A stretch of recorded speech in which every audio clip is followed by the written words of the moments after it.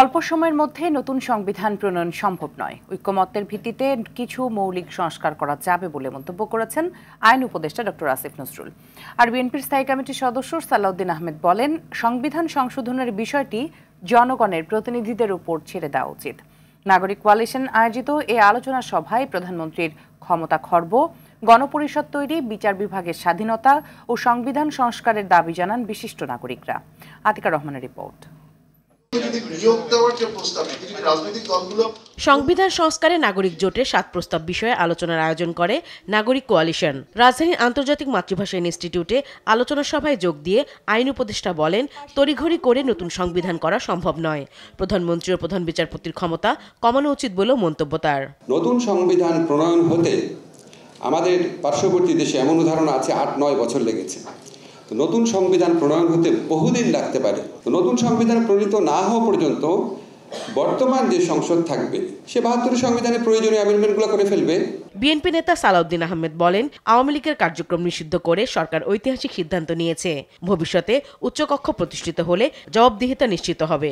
এই অন্তর্বর্তীকালীন সরকারের পদক্ষেপ, যেটা আন্তর্জাতিক অপরাধ আদালতের যে আইন, সেটা সংশোধনের মধ্য দিয়ে রাজনৈতিক দল হিসাবে আওয়ামী লীগকে বিচারের প্রক্রিয়ায় নিয়ে আসার যে সংশোধন এটা আনা হয়েছে, সেটাকে স্বাগত জানাই। সংস্কার কমিশনের প্রধানরা বললেন, ক্ষমতার ভারসাম্য না থাকায় ফ্যাসিস্টের জন্ম হয়েছে।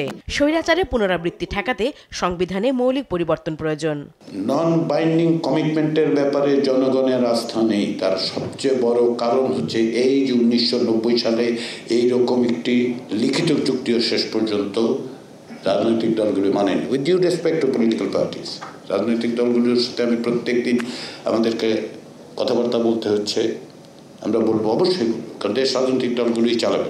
যেই বিধিবিধান স্বৈরাচার সৃষ্টি করে, এগুলোর মধ্যে যদি আমরা পরিবর্তন না আনি, এবং এই পরিবর্তনের জন্যই আমাদের রাষ্ট্র মেরামত করতে হবে, তাহলে তো আবারও সেই স্বৈরাচারে ফিরে আসার আমরা কি সেই সম্ভাবনাকে উড়িয়ে দিতে পারি? কোনোভাবেই না। এই জন্যই সংস্কার, এই জন্যই কতগুলো মৌলিক সংস্কারের দরকার। তবে সংবিধান সংস্কারে গণপরিষদ প্রয়োজন বলে মত দেন এনসিপি সহ বেশ কয়েকটি রাজনৈতিক দলের নেতারা।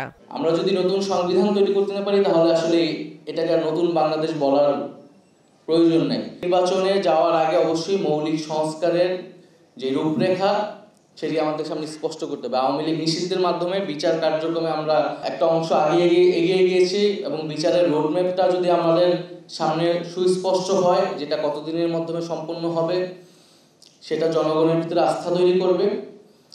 আর একই সাথে সংস্কারের ঐক্যমতে আসলে আমরা কিন্তু নির্বাচনের জন্য আর কারো কোনো আপত্তি থাকার কথা না। আমরা প্রতিষ্ঠাকাল থেকে গণপরিষদের দাবি করে এসেছি, কিন্তু এখন পর্যন্ত কোনো কনসেনসাস না।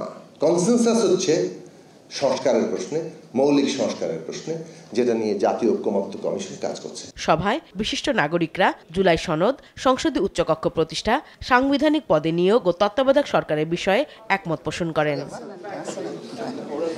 আতিকা রহমান, RTV, ঢাকা।